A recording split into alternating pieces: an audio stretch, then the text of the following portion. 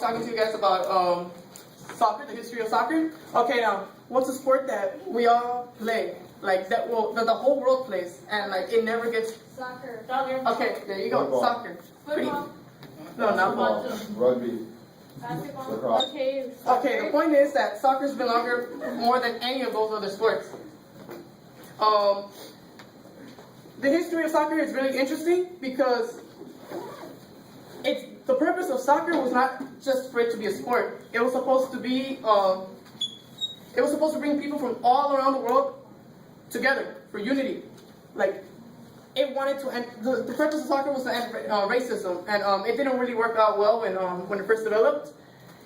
And anyways, today I'll be talking to you about soccer and its difficulties and the hook on the world, how it hooked the world for people to play soccer. I will also be talking about how the World Cup was suspended due to World War II and politics. I will also be talking about Pelé and Maradona, which are like the two best soccer players ever. And not just because of my personal preference, because the record speaks for itself. I will also be talking about the new and current best players of the game, which is Lionel Messi and Cristiano Ronaldo.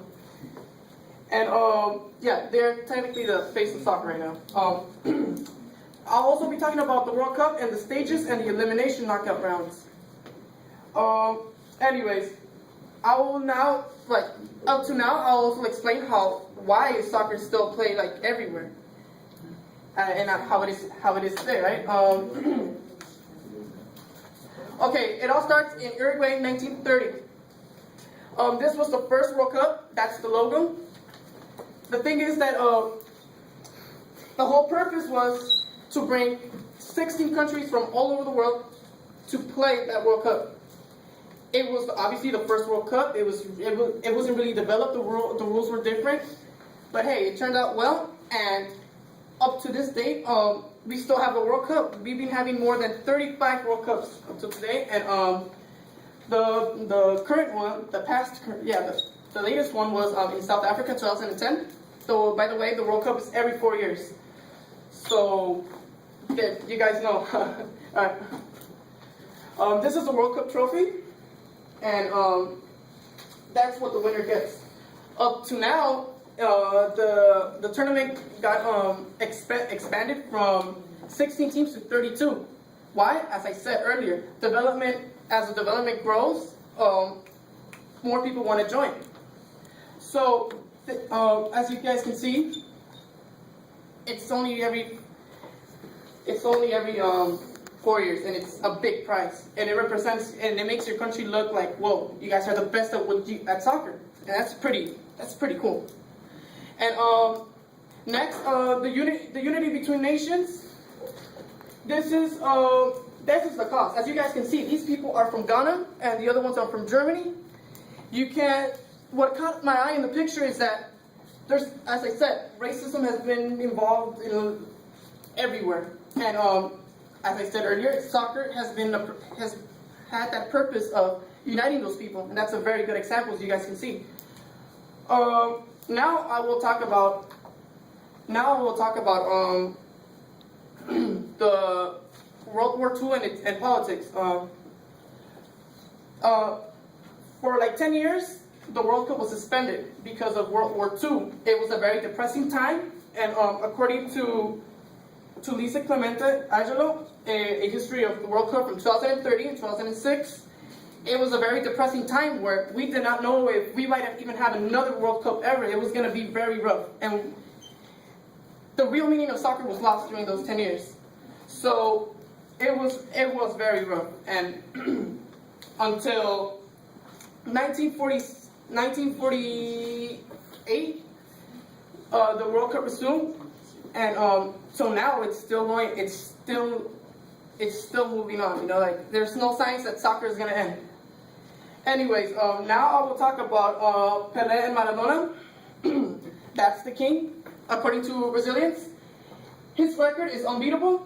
He has 1,068 goals in his soccer career, which is the record.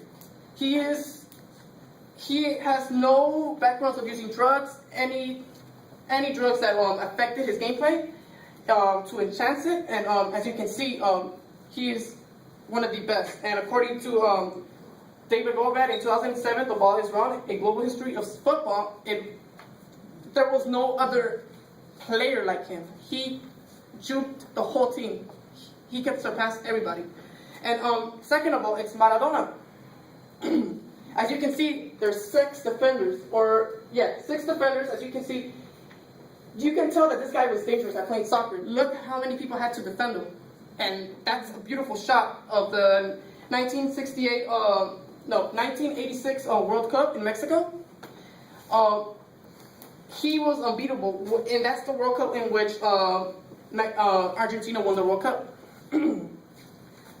Now I will talk about Messi. He's the current player, and he's the prodigy of Maradona. He is currently the best soccer player in the world. So as you can see, soccer just keeps developing, and more people get interested in it. Like, it's just become more famous. And according to Roberto Carlos, which is a former Brazilian player in Best Modern Football Players, he is unstoppable. Same thing as Maradona, the same style, a prodigy of him. Now we see Cristiano Ronaldo. He's the second world's best player. He's the fastest up to record, and so it's a very good. He's a very good soccer player. The group stages in the World Cup, we all start with 4 teams. They get eliminated into 2, which make the elimination rounds.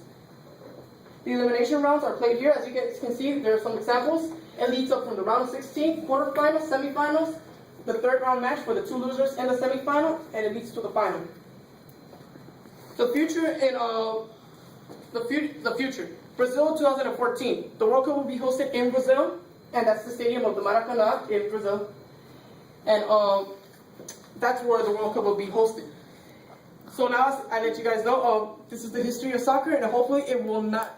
Soccer will keep developing, getting better. More people are getting interested, and it just keeps developing. And,